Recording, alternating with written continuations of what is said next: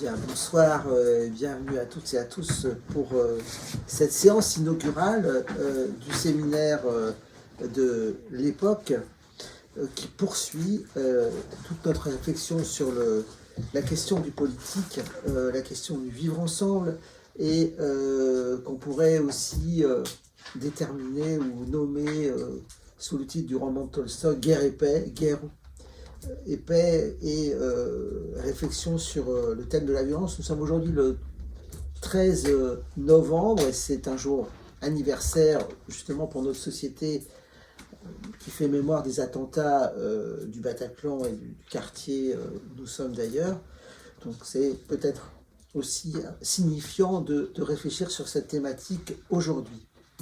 Alors aujourd'hui, nous vous proposons de partir d'un auteur très important dans la réflexion politique moderne et contemporaine.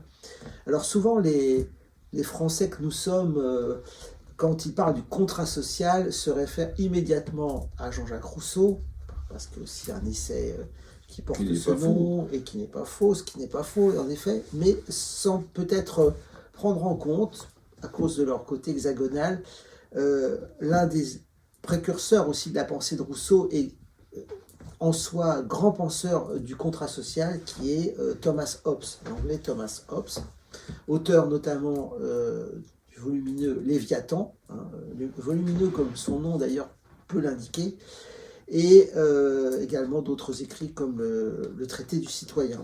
Alors souvent on cite une phrase emblématique, l'homme est un loup pour l'homme. Alors, qui n'est pas de lui. Qui n'est pas de lui. Hein. Je précise, je crois que c'est Terence, en tout cas, c'est une citation. Plaute. Ou Plaute, en tout cas, c'est une citation qui vient de l'Antiquité. En tout cas, c'est en général ce qui reste quand on évoque la figure de Hobbes.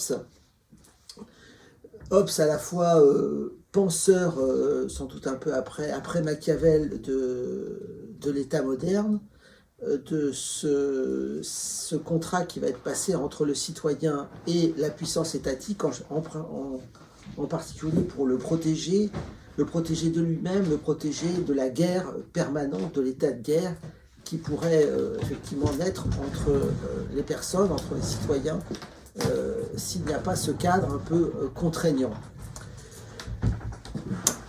Donc on peut aussi voir Hobbes comme s'opposant à son contemporain un peu plus éloigné qui est John Locke, penseur plutôt du libéralisme, autre forme de contrat qui d'une certaine manière semble s'opposer à la vision de Hobbes, penseur d'État moderne, voire peut-être penseur du totalitarisme ou précurseur d'une certaine forme d'État total ou totalitaire. On sait que cette réflexion va revenir évidemment très fortement au cours du XXe siècle. On peut penser au livre de Pierre Manant, Naissance de l'État moderne, qui analyse ces trois auteurs, Machiavel, Hobbes, Rousseau, comme enfant précurseur de la pensée politique contemporaine.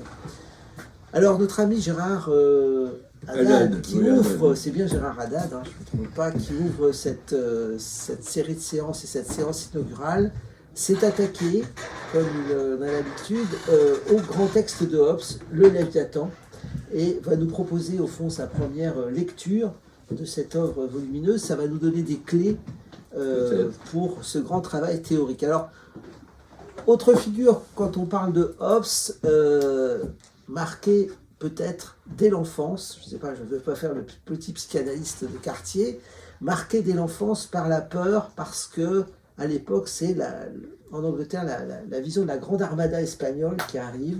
Voilà. Alors on dit que sa mère était aussi un peu traumatisée. Voilà. Alors ça, c'est un petit peu biographique. La révolution de Cromwell. Voilà. Eh ben, alors je vous laisse la parole, cher Gérard.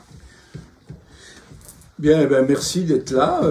Donc, je vais un peu élargir le propos d'abord, à savoir que nous sommes parvenus dans les années précédentes à l'aphorisme de Lacan disant « l'inconscient c'est la politique ». Il jette cette phrase comme ça, et puis débrouillez-vous. Sauf que qu'est-ce qu'on en fait? Eh bien, moi je reprends cette phrase comme point de départ en la modifiant, en disant le complexe de Caïn, c'est la politique. Ce qui va nous permettre de faire travailler cette phrase, autrement un peu stérile. Comme vous le savez, j'ai ce grand projet que je pense conclure bientôt, de sortir, je pense que la psychanalyse, enfermée dans ce concept, dans ce cadre que je trouve étroit du complexe d'Oedipe, ceci l'a conduit à une certaine stérilité théorique.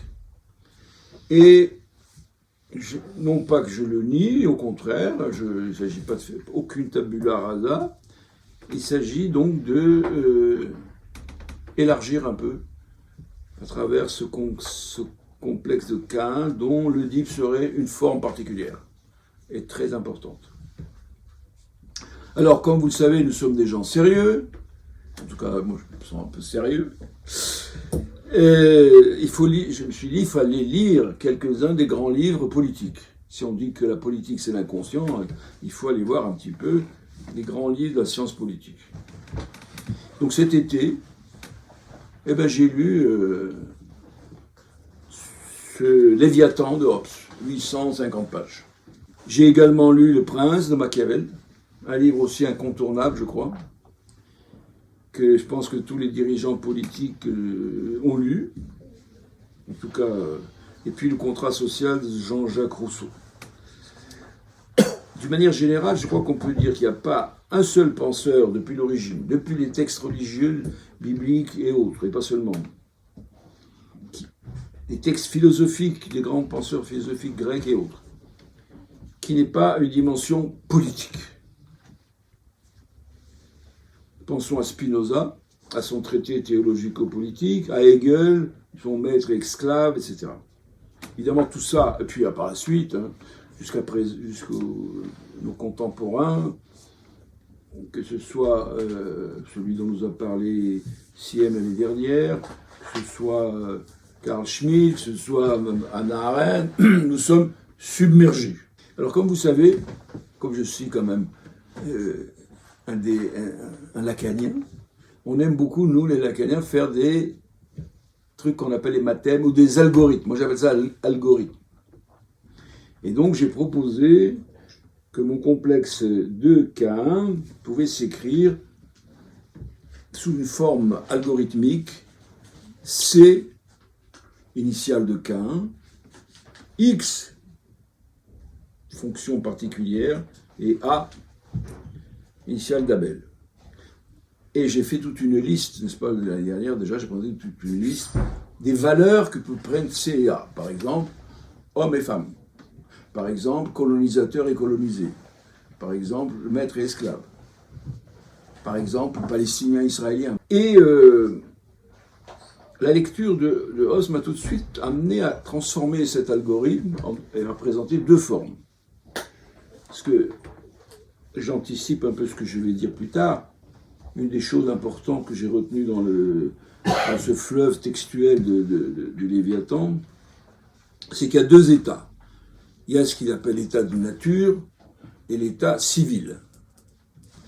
Alors, l'état de nature, dans mon algorithme, devient C bar A.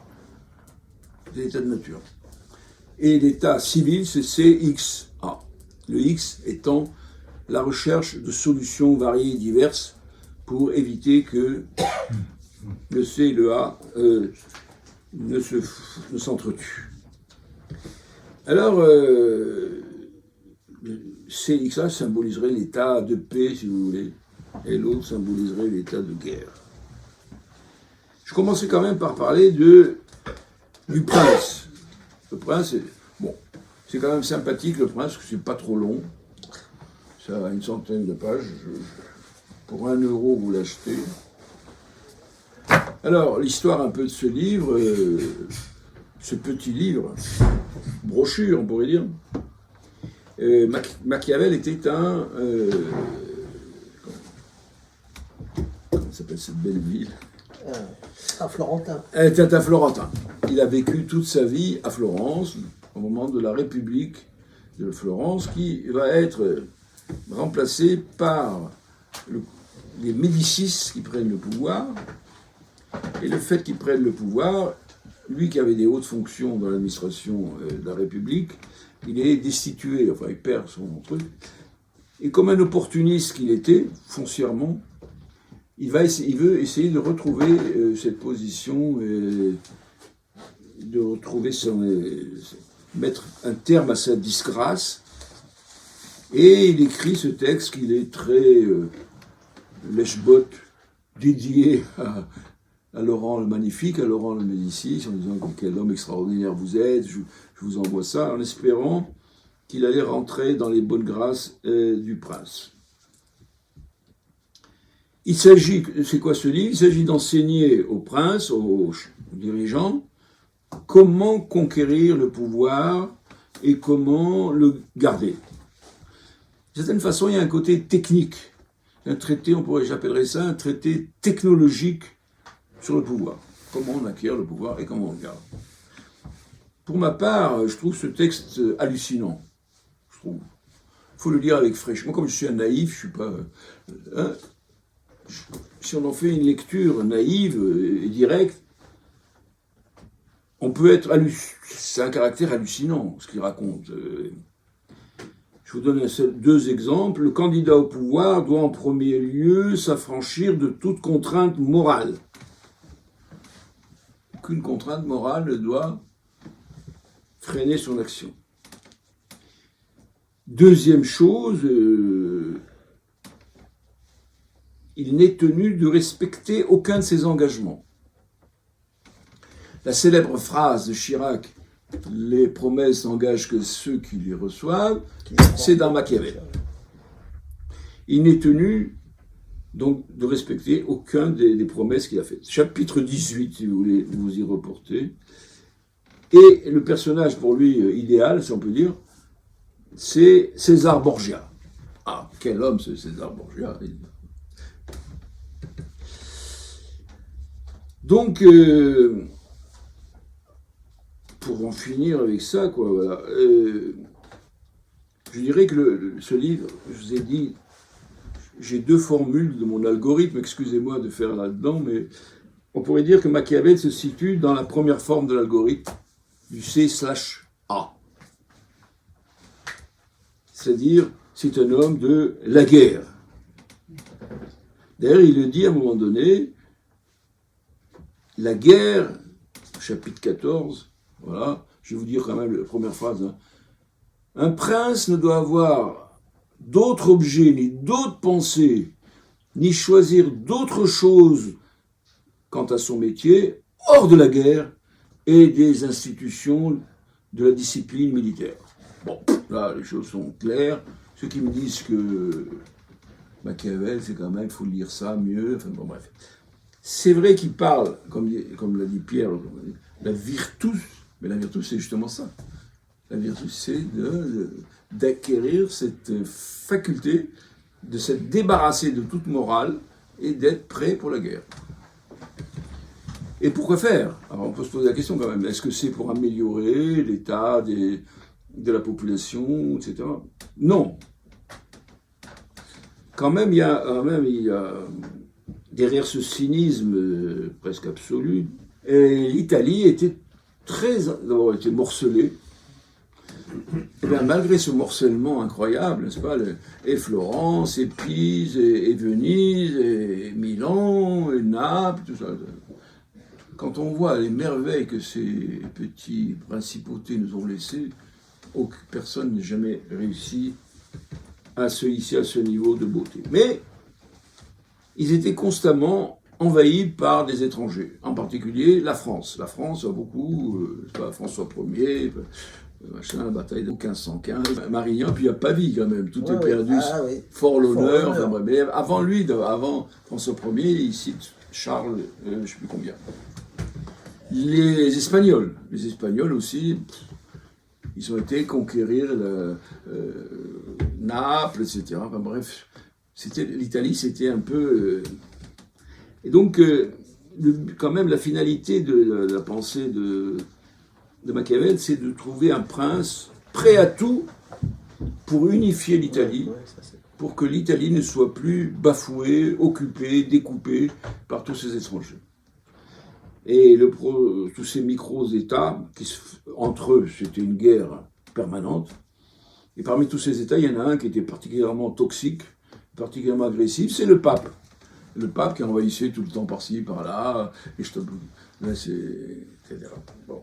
Et on ne peut pas dire que Machiavel aimait beaucoup le pape. D'ailleurs, on verra, la papauté n'était aimée par personne, puisque Hobbes l'avait particulièrement, une haine particulière pour la papauté. Donc ce projet machiavélique va se réaliser 3 siècles plus tard, ou 2 siècles plus tard, 3 siècles, oui, par Victor Emmanuel de Savoie, avec l'aide décisive de la France, de Napoléon III. Et l'Italie va se réunifier, ce qui va donner quelques années d'après le fascisme. Comme quoi, on sait ce qu'on gagne, mais on ne sait pas ce qu'on perd. Voilà. Et donc, j'en arrive maintenant, un siècle plus tard, probablement, Hobbes a dû lire ça quand même, parce que j'ai l'impression, en le lisant, sachez d'abord que c'est une lecture, malgré son volume, c'est une lecture, je dirais pas facile, mais fluide. C'est pas une prise de tête comme lire l'éthique de Spinoza, par exemple. Non, ça se lit assez bien. Et donc, un siècle plus tard, en Angleterre, paraît ce livre.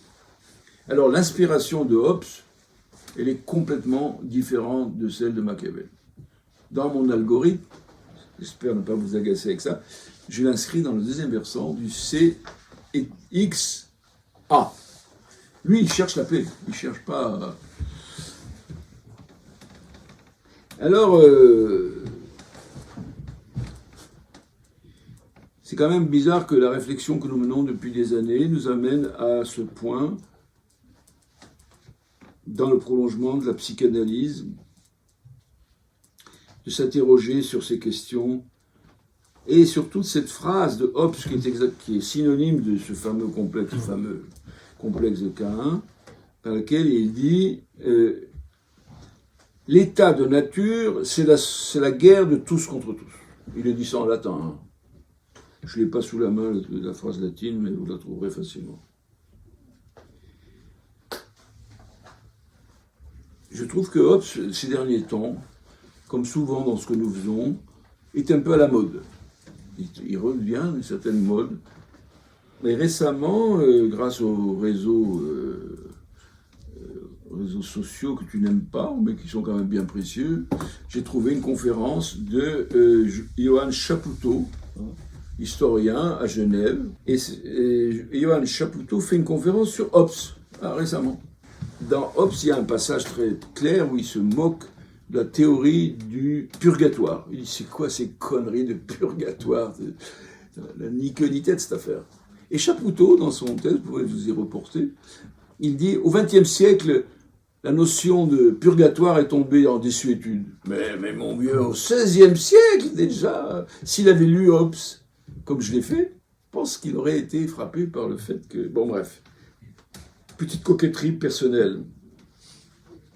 En tout cas, donc, vous voyez que Hobbes est, comme ça, dans la crise politique que traverse toute la civilisation occidentale.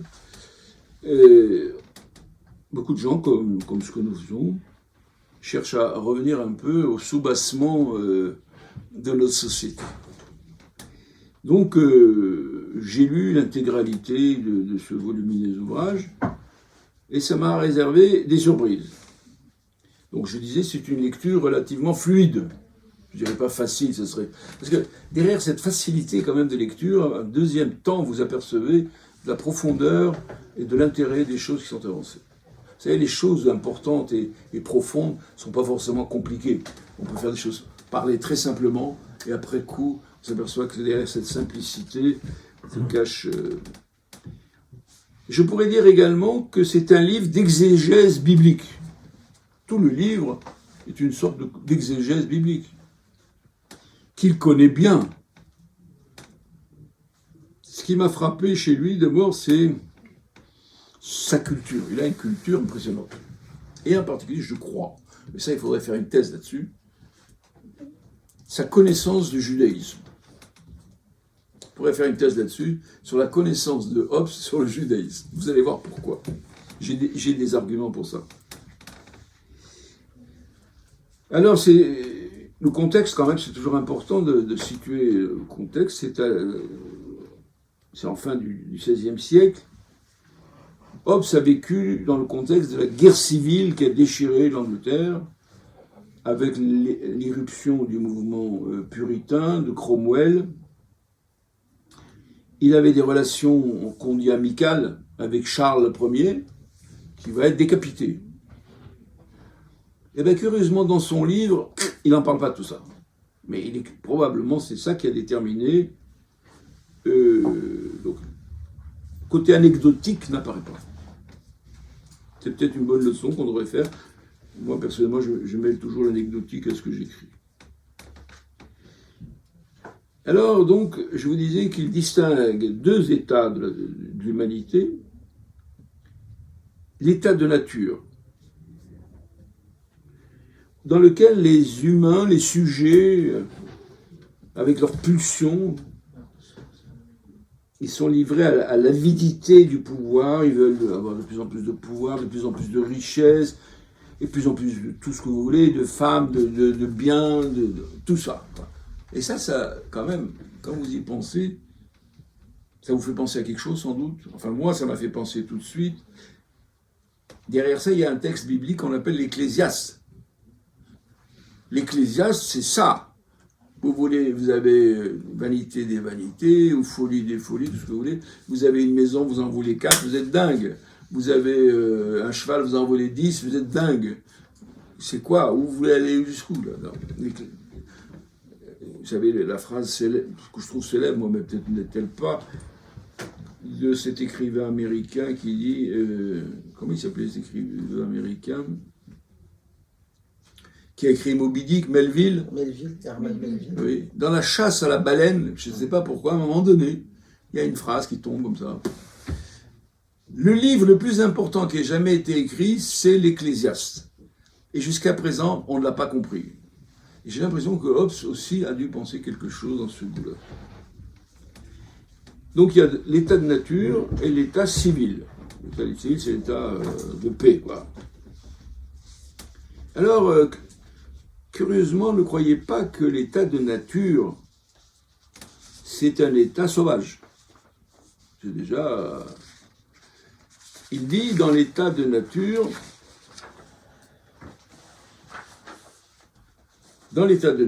il y a une loi d'origine divine, il dit divine. Et cette loi, c'est quoi? Il a défini très précisément, mot pour mot, tu ne feras pas à ton prochain ce que tu ne voudrais pas que celui-ci te fasse. Et ça, il le répète au moins 4-5 fois dans le bouquin, pas une fois. Alors pour ceux qui connaîtraient un peu le Talmud, ils savent que c'est une phrase célèbre dans le Talmud. C'est la rencontre du païen avec un célèbre, je ne sais pas le mot célèbre, Hillel, qui est un des fondateurs de la pensée parisienne. Et le païen, il dit, je me convertirai à ton monothéisme si tu arrives à me le définir le temps que je me tienne sur un pied. En fait, je pense qu'il faut plutôt comprendre ça comme, dis-moi un principe de ce qu'est ta religion. Si tu trouves un seul principe, je me convertis. Et lui, aucun problème. Et Hillel dit la chose suivante, la phrase que Hobbes va reprendre, tu ne feras pas à ton prochain ce que tu ne voudrais pas que celui-ci te fasse. Tout le reste est commentaire, va et apprends-le. C'est comme ça que parle Hillel. Je trouve aussi que Hobbes a une certaine connaissance des écrits talmudiques, non seulement cet aphorisme, mais d'autres expressions, telles que les cas où le sujet est exempté de la loi. Dans le Talmud, on dit toujours l'enfant, le malade mental, et je ne sais pas que le troisième, je ne me rappelle plus, sont exemptés de la loi. Et là, on retrouve ça chez Hobbes, cette trilogie des gens qui sont exemptés de la loi. A-t-il probablement, il a peut-être lu Maïmonide, parce que dans la première partie, la méthode de Maïmonide, je ne sais pas si vous avez lu Le Guide des Égarés, Et des textes comme ça, quand vous les avez lus, ça vous construit votre vie. Maïmonide, au début, qu'est-ce qu'il dit avant de nous lancer dans des discussions, etc., définissons les mots qu'on va employer. Ouais. C'est quoi une image? C'est quoi Dieu? Dieu a créé l'homme à son image, c'est quoi? Maïmonide, pendant souvent la première partie de son monumental guide, c'est de définir les mots qu'il va employer. Sinon, on va dire n'importe quoi, on ne va pas s'entendre. Alors, entendons-nous, voilà, vous avez le lexicon, il est là. Vous l'aimez, si vous voulez qu'on discute, on va parler à partir. Voilà le sens des mots que je vais employer. Eh bien, Hobbes fait la même chose. Une longue première partie de son Léviathan, qui est un mot hébreu aussi, Léviathan, on reviendra, c'est de définir les mots. Il dit, arrêtons, on va pas, avant de parler de tout et de rien, définissons on va voir les mots que nous allons employer. Et dans cette définition, aussi assez maïmonidienne, qui dit tout est corps. Les esprits qui flottent dans l'air, là, ça se fout de la gueule du monde. En dehors du corps, il n'y a rien. Il n'y a que des corps. Et ces corps portent un esprit. Mais sans corps. Et ça, on trouve ça aussi dans Maïmonide, dans les premières parties où il parle, il dit « L'homme ne peut pas penser autre chose qu'en dehors des corps. » Et il ajoute, ceux qui croient, Maïmonide, il dit, ceux qui croient qu'il y a des anges avec des petites ailes comme ça qui se promènent, il dit, qu'est-ce qu'un ange? Et ça va sur quelqu'un. Si un rabbin aujourd'hui vient répéter cette phrase de Maïmonide, on l'excommunie. Et c'est pour ça qu'on vous dit, ne lisez pas le Guide des égarés parce que c'est trop compliqué pour vous. Alors il y a un passage étonnant dans lequel il dit, qu'est-ce qu'un ange? Chaque fois que l'être humain ne comprend pas un phénomène, ils disent, il y a un ange. Pourquoi les corps chutent? Eh bien parce qu'il y a un ange qui les fait chuter. Et puis arrive Newton et il dit non, loi de la gravitation. Et là, Maïmonide ajoute, à ce moment-là, la science, il n'y a plus d'ange. Eh bien, monsieur, on retrouve ça aussi chez Hobbes. Dernier point où j'ai trouvé une sorte d'appui maïmonidien chez Hobbes, c'est quand il parle, c'est pas que maïmonidien d'ailleurs, il ne faut pas tout ramener. Il développe et il défend fortement ce que l'on appelle la théologie négative. De Dieu, je ne peux donner aucun attribut. C'est ça la théologie négative. Elle n'est pas spécifiquement juive. Hein. Avant Maïmonide, dans le monde païen, il y avait déjà, je ne sais plus chez qui, c'est repris dans le christianisme par certains auteurs, comme Maître Eckhart, etc. Cette notion, qu'est-ce que vous voulez dire de Dieu? Mais comment pouvez-vous imaginer, pouvoir dire, lui accorder quelque attribut que ce soit? Tout ça fait un substrat à cette théologie négative qui est la pierre d'angle de la pensée maïmonidienne, de la pensée rationnelle. Hein. C'est pas, avec ça, vous ne pouvez pas vous... Bref. Donc, on le voit avec Hobbes, alors que chez Machiavel, pas une allusion à la Bible. On est pourtant dans un milieu catholique, en Italie, où j'imagine que le christianisme saturait l'ère intellectuelle. Non, il n'y a pas un mot. Par contre, chez Hobbes, tout son livre est fondé, il plonge des profondes racines dans le théologique. Tout son essai procède d'une lecture du texte biblique, Ancien Testament et Évangile. Les deux. Pas de jaloux. Mais plus l'Ancien Testament, qui paraît plus instructif pour construire sa doctrine. Alors, il a un objectif quand même, je vous l'ai dit tout à l'heure, c'est de destituer la papauté romaine de son projet. Je vous rappelle que l'Angleterre, après la Réforme, tout ça, toutes ces belles choses surviennent après cet extraordinaire mouvement qu'on appelle la Réforme. En Angleterre, ça prendra la forme d'anglicanisme. guerre entre Henri VIII et le pape, etc. Et l'objectif de l'ouvrage, c'est de destituer la papauté romaine de son projet de fédérer l'ensemble des chrétiens. Le grand projet papal, c'est de créer une Oumma, comme disaient les musulmans, des chrétiens. Et Hobbes et toute cette école vont dire ça suffit ça. Il y a une phrase en latin, je ne sais pas, toi, tu la connais peut-être, Cujus, Regius, ou je ne sais pas comment on dit ça. Regio, Egus religio. Eius religio, c'est-à-dire à chaque prince sa religion. Sa religion. Donc on est forcément de la religion du prince. On est de la religion du prince. Donc c'est on est de la religion, mais c'est le prince qui nomme les prêtres. C'est l'archevêque de Canterbury qui va nommer les prêtres anglicans, etc. Et ça va être le résultat. Et c'est ce que va défendre Hobbes énergiquement. Alors,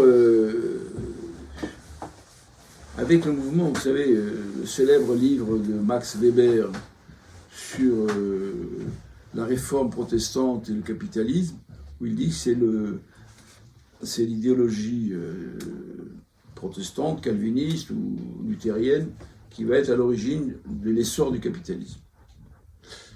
J'ai eu l'impression en lisant Hobbes que c'est le fait aussi que cette idée, cette Europe sous le couvercle romain, le fait que ce couvercle a été mis en miettes a permis le développement des génies locaux, anglais, allemands, français, etc. Alors, pour arriver à démontrer ça, il s'appuie. Vous savez que dans les évangiles, le Christ dit « Mon royaume n'est pas de ce monde ». Alors comment vous, Rome, vous dites que votre royaume est de ce monde? Et il va démontrer, au fond c'était le point d'appui, on est en pleine théologie avec Hobbes, hein, dans ce point d'appui théologique, il va le démonter en disant « C'est pas vrai, le fait...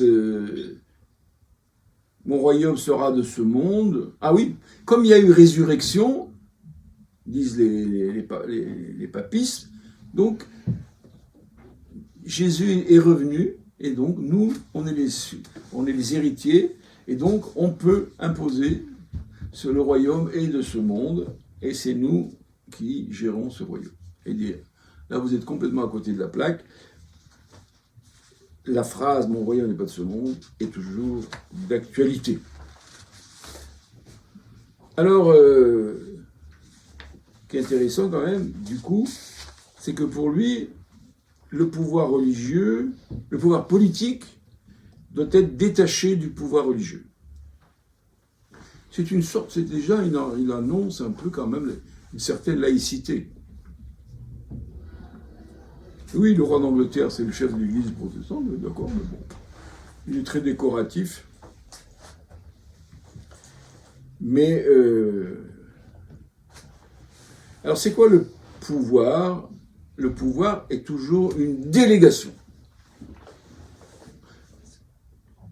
Une délégation, vous savez, la masse du peuple, elle délègue une partie, elle renonce à une partie de sa liberté, qu'elle confie à ce qu'on va appeler ce qu'il a appelé le Léviathan, en échange de quoi?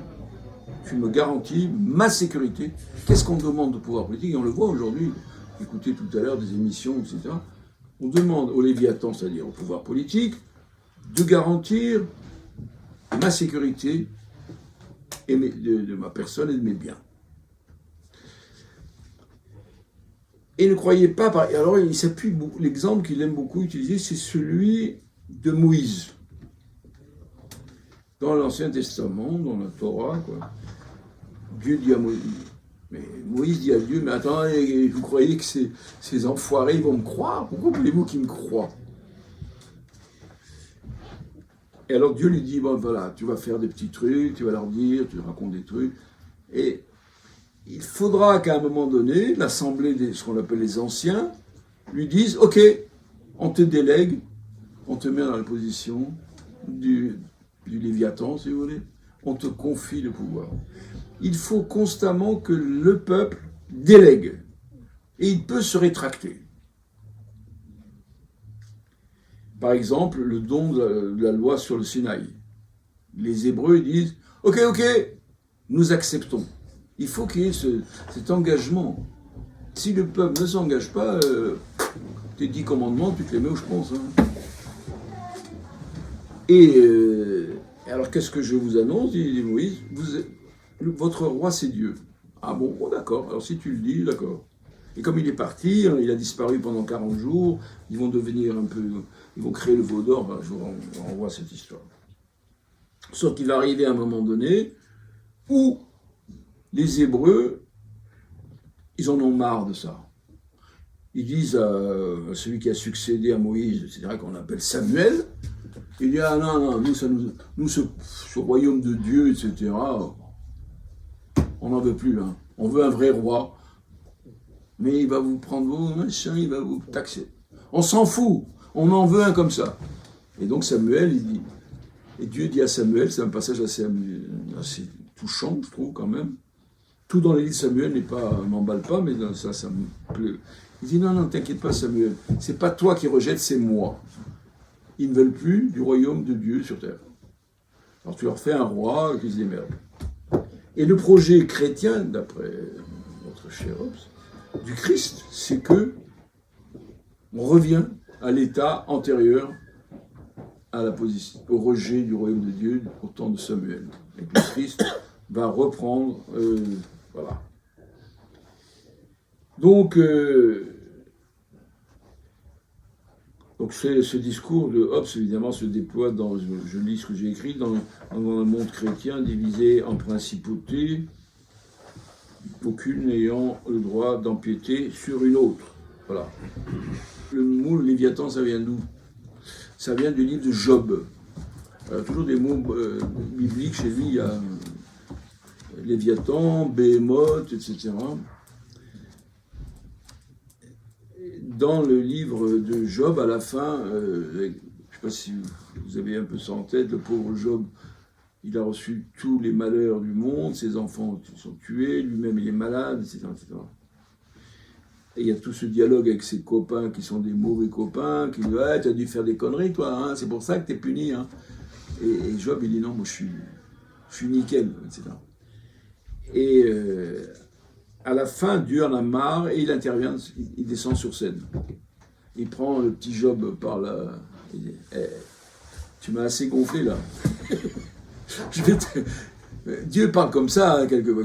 Il dit je vais te montrer l'univers, regarde. Est-ce que tu sais comment l'hippopotame boit dans le truc? Est-ce que tu sais qui nourrit la gazelle dans le désert? Est-ce que tu... Et il lui montre le Léviathan, qui est un monstre marin, qui est plus fort que tous les animaux, et qui serait une sorte de divinité, mais mortelle. Voilà. C'est l'animal le plus mythique. Sauf dans la mythologie juive, on dit quand vous irez au paradis, on vous donnera à manger du Léviathan. Bon, je ne sais pas si la chair est très délicate, mais bon, admettons. En tout cas, voilà, le Léviathan, c'est cet animal qui aurait un pouvoir absolu. Et on lui délègue, mais avec l'acquiescence. Sauf que, quand même, il ajoute, quelque part dans son livre, il doit aussi garantir la liberté de conscience absolue. Vous n'avez pas le droit de griller les feux rouges, vous n'avez pas le droit de tuer, vous n'avez pas le droit de tout ça, des actes comme ça, mais il faut que la liberté de conscience soit absolue.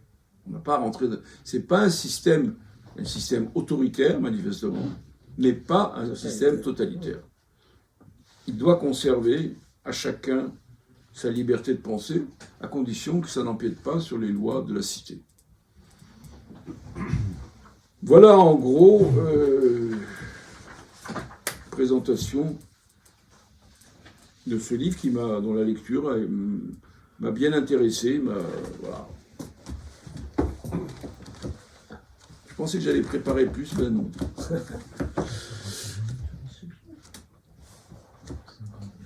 Les questions. Alors faut juste faire plusieurs petites réflexions d'abord. Sur Machiavel, effectivement, on a l'impression d'avoir un texte moins conceptuel que celui de Hobbes, qui est plus ramassé, et effectivement C'est technique. et déjà sécularisé. Effectivement, il n'y a pas de référence aux religieux, il y a même voilà. Alors, ce qui est assez paradoxal, c'est que cet homme qui passe, qui va donner des conseils cyniques ou pour permettre l'exercice du pouvoir, etc., lui va pas faire carrière, il va se planter. C'est un peu un raté, Machiavel. Je ne sais pas, à la suite des événements, peu, ce que ça a donné. Ouais, mais apparemment, quand même, voilà. Avant d'écrire ça, oui, c'est planté. Mais après, je ne sais pas ce qu'il est devenu. Oui, enfin, en fait, je pense qu'il a redoré son blason. Pas vraiment. Bon, donc ça c'est... Mais en même temps, aujourd'hui, je pense à un livre qu'avait sorti Paul Valadier, là, le jésuite sur Machiavel.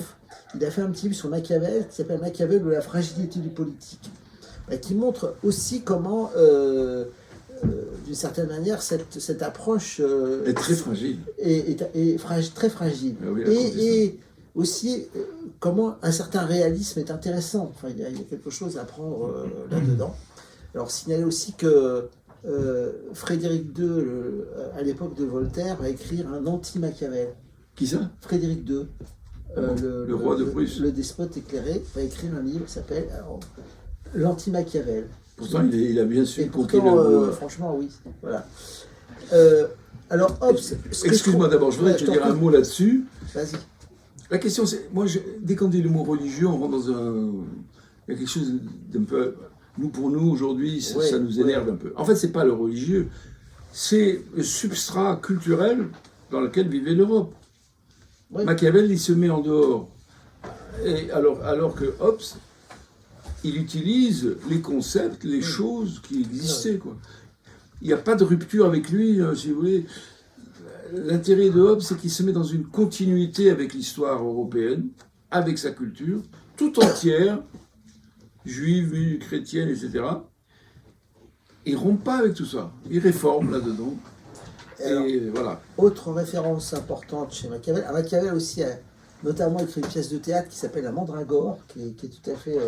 je l'avais pas lu. Qui est tout à fait presque une farce. Hein. Faut la dire, elle est assez intéressante. Et en plus, grande référence chez Machiavel, plus que chez... c'est l'Antiquité romaine. Là, ça n'apparaît pas. Et donc, Machiavel écrit un gros volume qui s'appelle sur l'histoire de la deuxième décade de Tite-Live. Et il commence ce texte en racontant que tous les soirs, il s'enferme dans son cabinet et qu'il se met en présence des grands anciens, des auteurs de l'Antiquité. Donc on voit bien que c'est... Mais pas l'Antiquité chrétienne, hein, l'Antiquité romaine. Il est quand même très, très marqué par ça. D'ailleurs, il cite quand même, Cicéron, voilà. Tout ça. Alors, voilà, ça c'est pour Machiavel. Alors, ce qui est intéressant chez Hobbes, je trouve, c'est qu'en fait, quand il pense l'état de nature, c'est pas historique. C'est vraiment des traits un peu intemporels de l'homme, mais c'est pas au début de l'histoire, les hommes étaient comme ça, puis après ça s'est passé comme ça. Comme chez c'est Rousseau. Une façon, c'est vraiment penser quelque chose un peu in abstracto pour réfléchir à la condition politique. Et puis peut-être que cette insistance sur la liberté de conscience, c'est son protestantisme. Non, mais c'est possible. Est-ce qu'il le doit à son protestantisme je ne sais pas. En tout cas, ce qui est intéressant dans cet état qu'il appelle de nature, oui, c'est ce renvoi. L'état de nature, c'est pas la sauvagerie. Voilà, ça, c'est pas le sauvagerie. Il y a la loi de Dieu là-dedans, sauf qu'elle n'est pas applicable. Ah ouais. Mais qu'est-ce que j'en ai à faire? Moi, qu'il y a une loi de Dieu, moi, je n'ai rien à foutre. Moi, ce qui m'intéresse, c'est si je tue mon voisin, je vais lui prendre son terrain, etc. Il y a une loi transcendante, divine, qui est là, mais qu'on ne respecte pas. Pour la faire respecter, c'est pas par la vertu, par je sais pas quoi, la foi. Non, il faut qu'il y ait un flic. Il faut qu'il y ait un pouvoir neutre qui dit la loi de Dieu c'est celle-là, et ben gare à vous si vous ne l'appliquez pas. Tu ne tueras point, gare à ceux. Ça permet de maintenir la sécurité des gens. À partir d'une loi antérieure, c'est pas lui qui l'invente. C'est pas le Léviathan qui invente la loi. Elle est antérieure, elle est éternelle même. Ouais, oui. C'est intéressant de voir comment c'est posé tout ça. Alors, des questions, des réflexions. Personne n'arrive au monde, il y a toujours quelque chose qui lui est antérieur. Et il reprend ça au fond. Même si on remonte à l'origine de la société, avant le contrat social, puisque c'est lui l'inventeur du contrat social, mine de rien, parce que le peuple et ce pouvoir politique, ils font un contrat. C'est pour ça qu'il est de l'origine. C'est le fondateur de l'idée de contrat social que Rousseau va reprendre. Et ici, d'ailleurs, Rousseau, mais il n'est pas d'accord avec lui, parce que pour lui, l'homme, naturellement, bon, bref. Il y a le texte de Rousseau sur le discours sur l'inégalité entre les hommes, oui, c'est ça, qui est aussi intéressant avant. C'est tout à fait. Voilà, on essaiera d'en parler la prochaine fois. Le constat que, comment se fait-il que l'homme qui est né libre est partout dans les fers, quoi. C'est la première phrase de... Oui, dans le discours. Sur l'inégalité, oui. Les origines de l'inégalité. Donc je pense que toute cette pensée politique est très intéressante à revisiter. Est-ce que Hobbes nous permet de comprendre le fascisme? Je ne pense pas que Hobbes... j'ai pensé ça à un moment donné dans sa lecture. Moi je pense qu'au contraire, c'est un antifasciste. Puisque le fascisme, d'après, quand on a lu le bouquin de Madame Hannah Arendt sur le totalitarisme, le fascisme veut contrôler les consciences. Alors que le Léviathan, lui, ne veut pas contrôler les consciences. Il veut que tu respectes la loi. Il y a un feu rouge, tu t'arrêtes au feu rouge. Tu ne vas pas tuer ton voisin. Il y a une loi, tu l'appliques. Donc, il est le gardien des lois.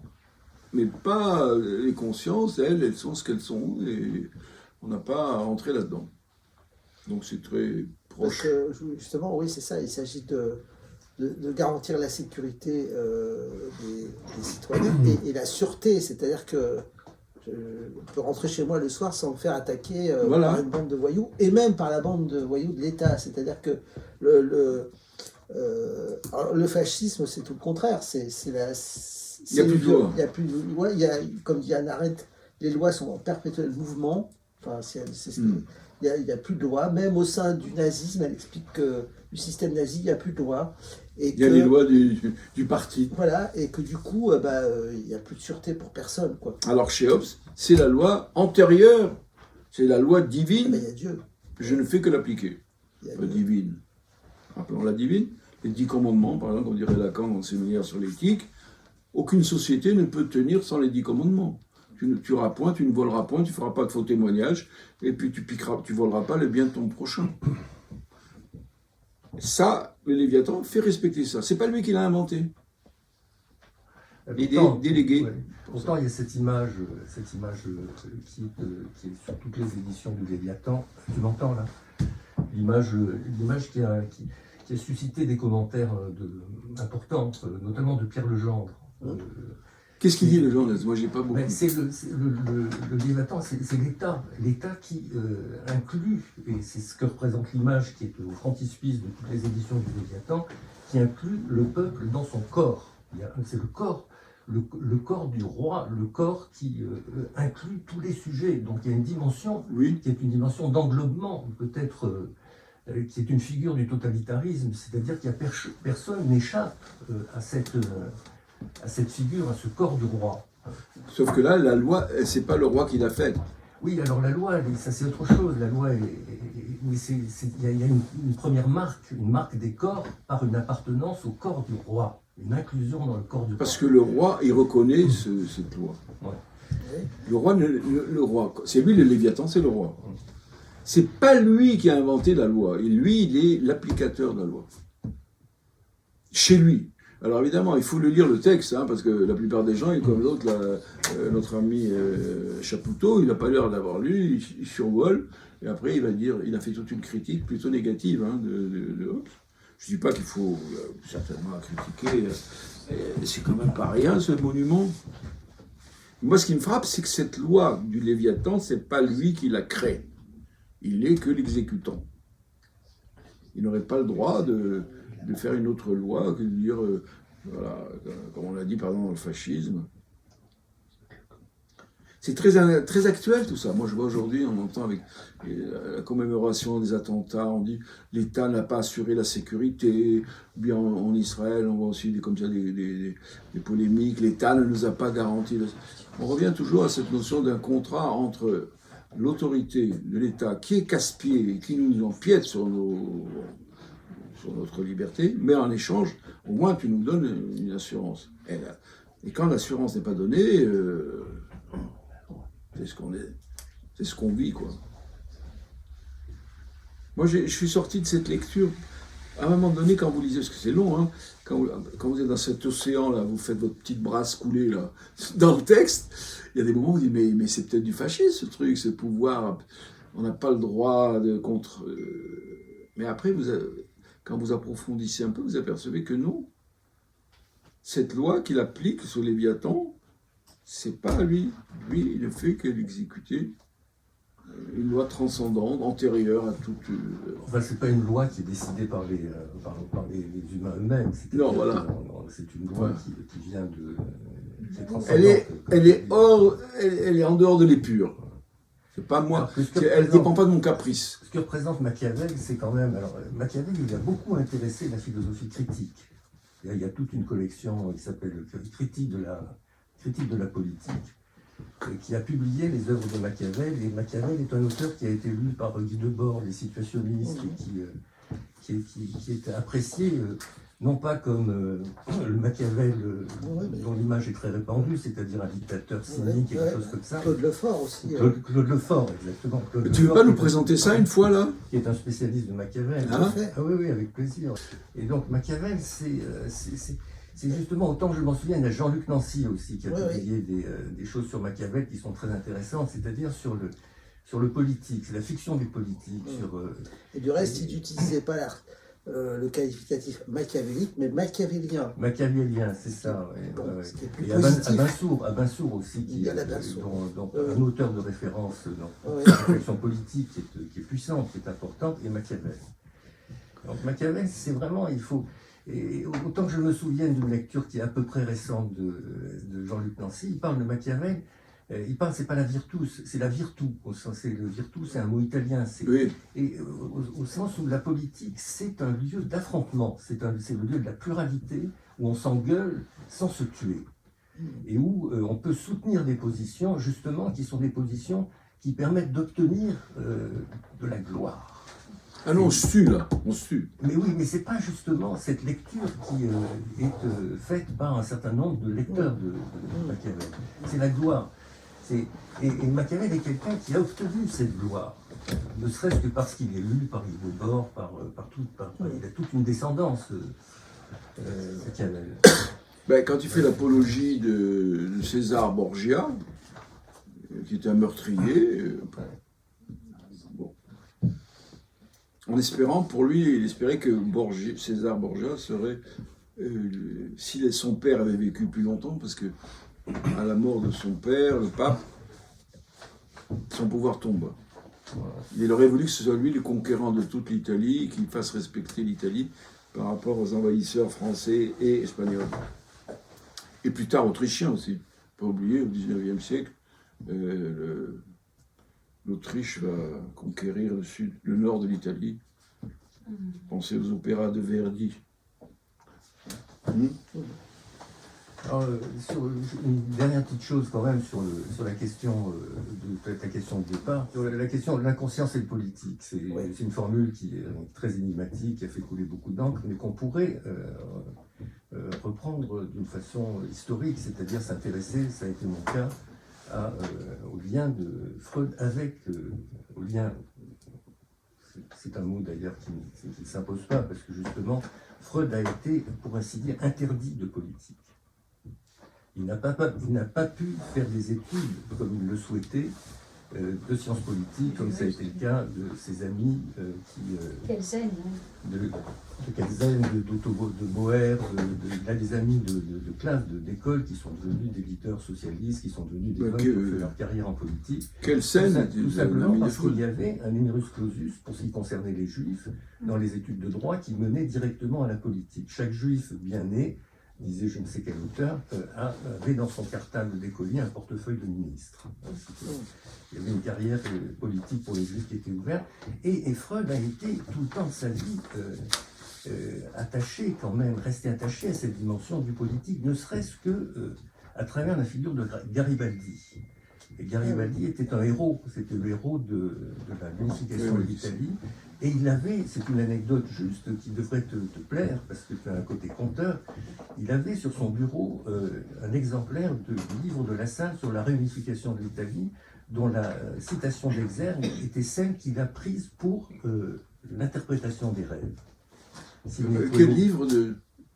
La Salle, qui est un ami de Freud, de Marx. Le gendre de Marx. C'est le gendre de Marx, C'est un des sur la gendres de Marx. réunification de l'Italie, c'est-à-dire sur l'épopée de Garibaldi, et dont la citation d'Exergue était Sine queo flectere superos acquerenta movebo. Et c'est la citation que Freud reprend pour l'interprétation des rêves. Et Freud rêve de son père sous les traits de Garibaldi. Il y a vraiment, il y a un Freud politique, il y a un Freud subversif, il y a un Freud qui, au gymnasium, refuse, le seul de sa classe, à enlever son chapeau lors de la visite de l'empereur d'Autriche-Hongrie, ou qui s'adresse au comte Thun avec un ton d'insolence, etc. Il y a le Freud politique qui dit aussi à son ami Fliss, le zone politikon en moi souffre. Donc c'est la question de l'inconscience et le politique, c'est est-ce que nous ne souffrons pas justement de ne plus avoir une possibilité de débattre et de nous engueuler sans nous tuer dans l'espace qui est celui de la confrontation politique, qui peut être l'occasion d'acquérir un certain pouvoir et de dire des choses vraies, des choses qui sont risquées, qui sont vraies, comme on le fait dans l'espace analytique, mais l'espace analytique est devenu complètement coupé de l'espace politique. Oui, nous on le réintroduit. Voilà. On le réintroduit. Merci beaucoup de cette réflexion très, très riche.